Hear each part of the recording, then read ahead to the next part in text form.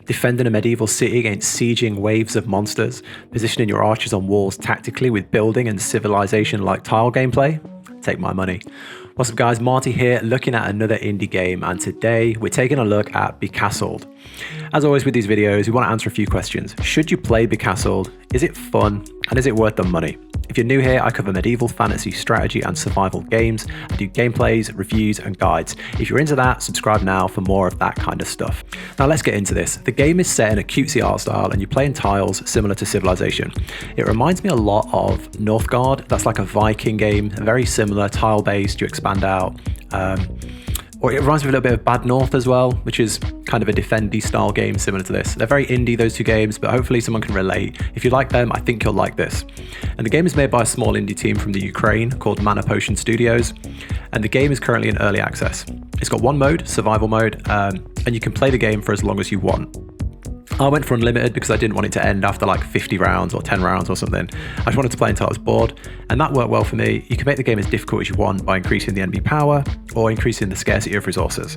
I've kind of got the sweet spot where it was kind of just challenging enough on my third game, and that's definitely the best way to play it because when it gets too easy, it isn't fun. You want to be challenged in this game.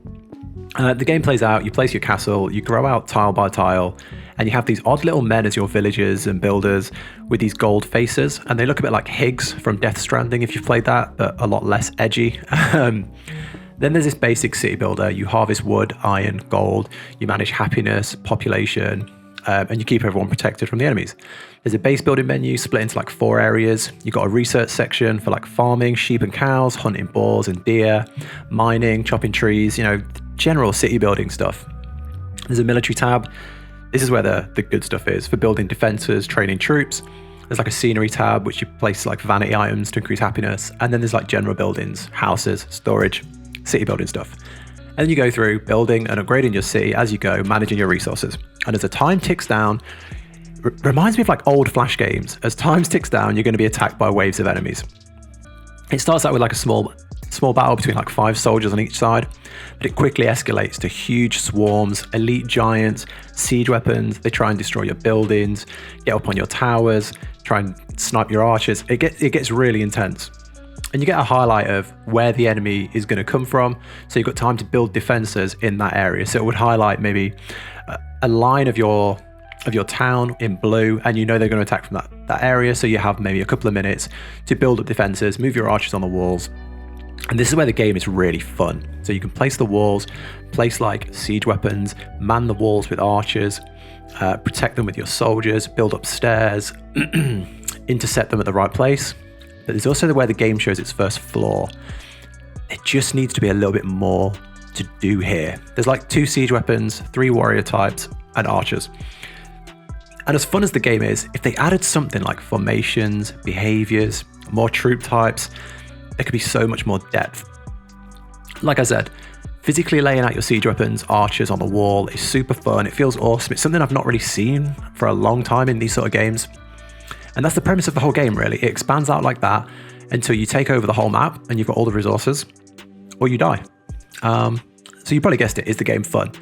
Absolutely. If you like the look of it, you're going to like playing it. I got this game today and I've played it for a solid 5 hours straight. Honestly, I haven't moved and I've enjoyed every minute. And I'm not going to be biased because, however, after completing the game a few times and I pushed the difficulty right where I was really challenged, and that was, in my prime, like half of the time I played it was where I was in this really challenging element. I did hit a point, and I don't know, I hit a point where I just wanted more. There's a saying, as wide as an ocean, as deep as a puddle. And that's how I feel with this game. I love the game. I love the premise. And for the price, like £11 or like $15, it's definitely worth the money. If you've got that sort of money lying around freely to spend on games and you don't mind spending it on a fun game like this, get it. Just honestly, you're going to have a good time. But I don't think it will keep you satiated for long.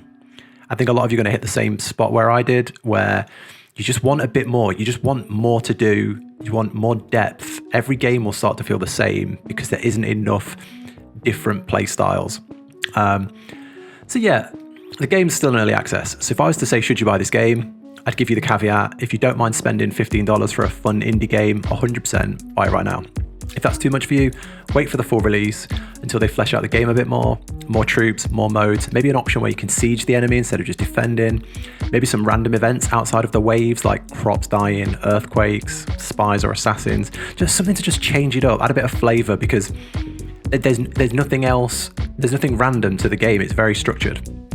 Either way, if you like how it looks, get it at some point. If you're on the fence, I would recommend putting it on your wish list and wait for the full release.